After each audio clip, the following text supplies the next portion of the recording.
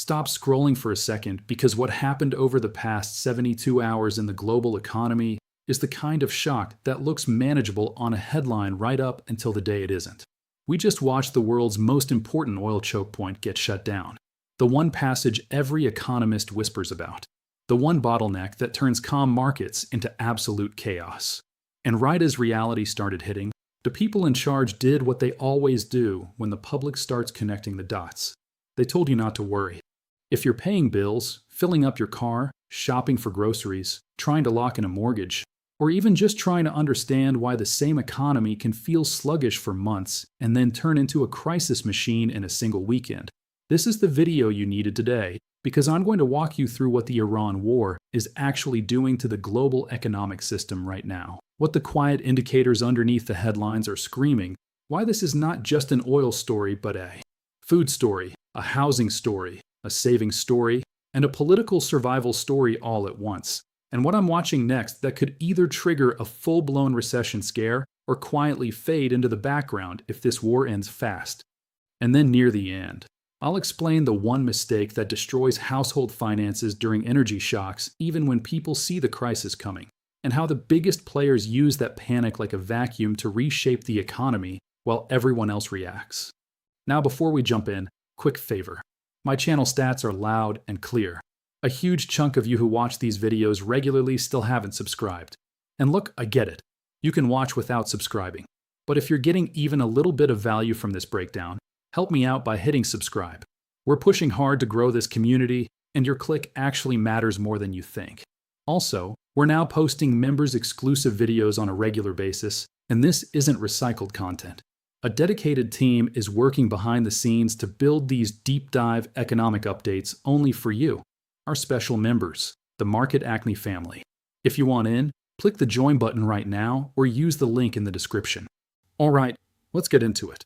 What happened on February 28th wasn't just a military event. It was an economic detonation. The United States and Israel launched missile strikes on Iran that killed Ayatollah Ali Khamenei. And whatever your opinion is on the geopolitics, the economics don't care about your opinion. Because the moment those strikes landed, the Strait of Hormuz, the narrow waterway through which roughly 20% of the world's oil supply flows every single day, effectively shut down. And here's the part most people miss. When a choke point like that closes, you can't just look at the oil chart. You have to look at what happened at the same time. Because while oil was spiking from less than $70 a barrel to nearly $120 in a matter of days, the fertilizer markets started screaming.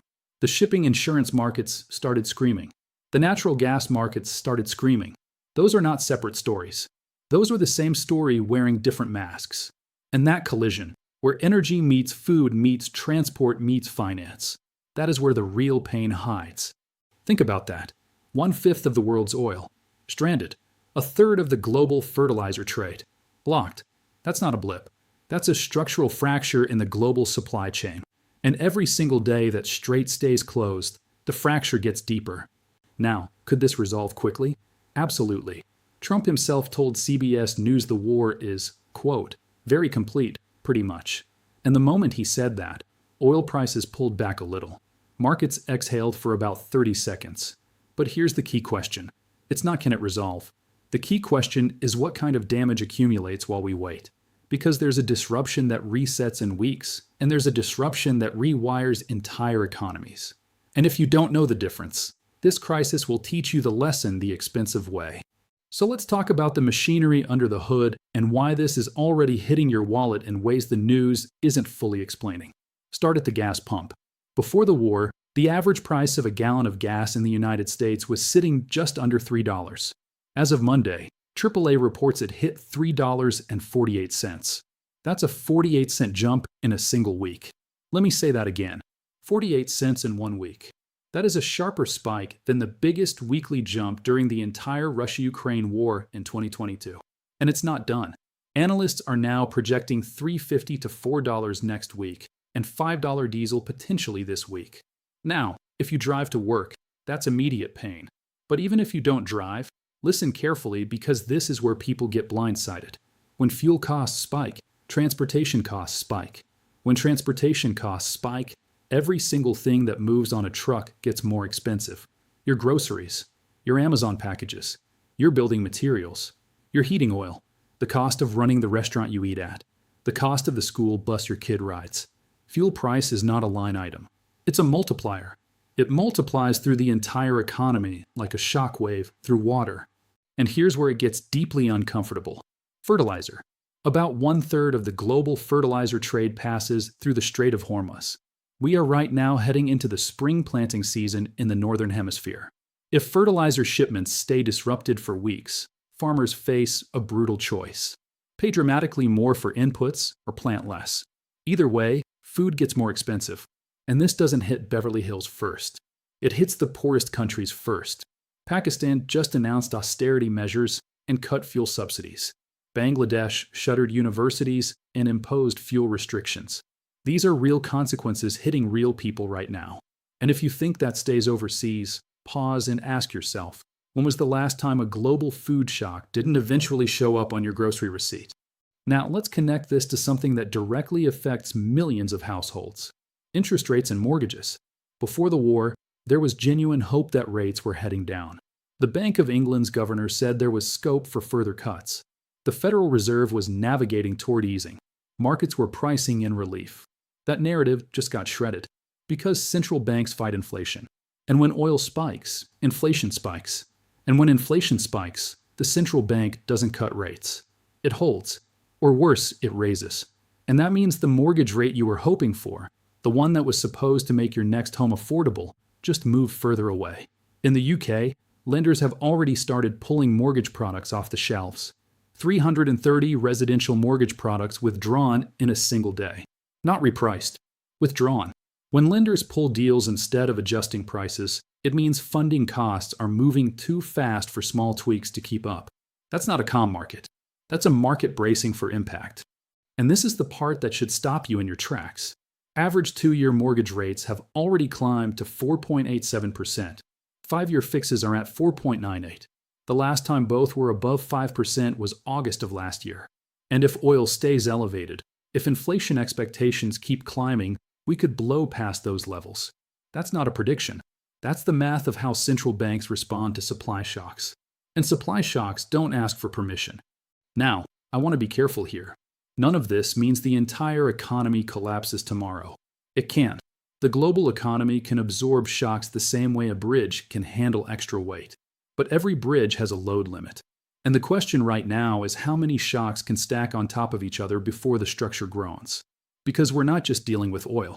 We're dealing with oil plus fertilizer disruption, plus shipping chaos, plus inflation psychology, plus political instability in fragile states, plus central banks that just lost their playbook. That's not one problem. That's a cascade. And cascades don't announce themselves politely. They build underneath the surface until one day you wake up and the landscape looks completely different. Now let me talk about the political dimension because this is where incentives shape reality. Trump is framing this as a short-term cost for long-term security. His exact words, short-term oil prices which will drop rapidly when the destruction of the Iran nuclear threat is over, is a very small price to pay. And look, that might be true. If this ends in 2 weeks, oil normalizes, shipping resumes, fertilizer flows, and the world moves on. But if it doesn't end in 2 weeks, those words become a political anchor around his neck. Because the midterm elections are in November, and 68% of American voters were already concerned about gas prices before a single missile was fired. That number is climbing right now. And as one polling expert put it, gas prices are important because they are so visceral. They are immediately experienced by almost all Americans. You don't need a chart to feel it. You feel it every time you swipe your card at the pump. That's why Democrats are already sharpening the message. President Trump increased your gas prices to fight this war. Whether that's fair or not is irrelevant. What matters is whether people feel it. And they feel it. Now here's a detail that most economic coverage glosses over. Energy bills and heating oil. If you're on a variable energy tariff, there's some protection in the short term through price caps. But those caps reset based on wholesale costs. And wholesale costs are being set right now. In this exact window, while the Strait of Hormuz is closed and global energy markets are in chaos. So the price you pay starting this summer could be dramatically higher than what you're paying today. And if you use heating oil, there is no cap. Campaigners are reporting that heating oil prices have more than doubled since the conflict began. Doubled. And panic buying is making it worse. Rural communities, people in Northern Ireland, elderly households. Those are the people getting crushed right now in real time with zero protection. And here's the cliffhanger hiding in all of this. The G7 said Monday it would take necessary measures to support energy supplies, but it stopped short of releasing strategic oil reserves. The U.S. alone has over 415 million barrels sitting in strategic reserve. They could release some in coordination with allies to temporarily cool prices. But they haven't.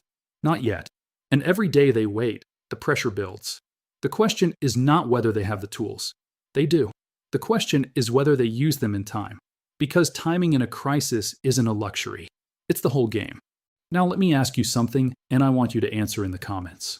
When you see gas prices spike 50 cents in a week, do you immediately think temporary blip, or do you think this is the start of something bigger? Because your instinct here matters more than any analyst's forecast. And here's another question. If oil hits $120 again this month, what do you think breaks first? Consumer spending or political will? Drop your guess below. I read every comment, and I want to see how you're thinking. Now I promised you a warning, so here it is.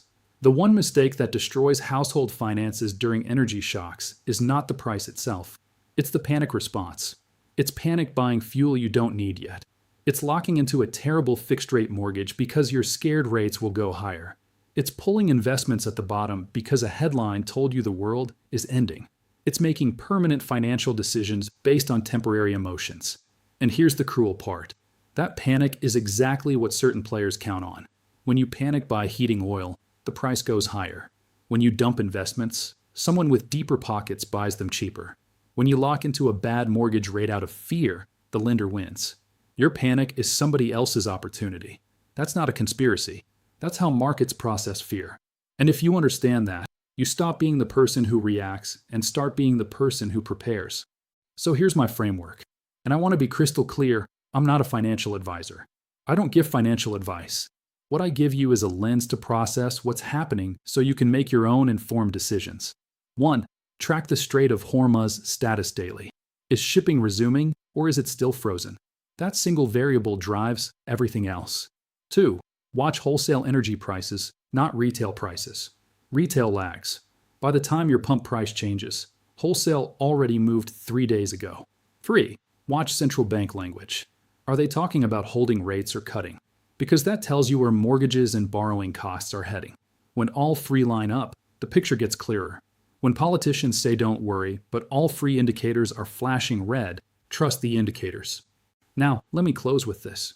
The Iran war is not just a geopolitical event. It's an economic stress test. It's testing supply chains. It's testing central banks. It's testing household budgets. It's testing political credibility. And it's testing your ability to stay calm in a world that profits from your panic. So watch the signals. Watch the data. Watch the structure underneath the headlines. And most importantly, watch your own behavior. Because this crisis doesn't just test the global economy. It tests your psychology. And if you can stay disciplined through the noise, you put yourself in a position that most people won't be in when the dust settles. All right, I want to hear from you. Do you think this war ends in weeks, or are we looking at months of economic pain? And if you've taken any smart steps to protect your finances during this crisis, share what you did in the comments. Let's build a thread of real moves that help real people. Subscribe if you haven't. Join the membership if you want the deeper layer. And I'll see you in the next one.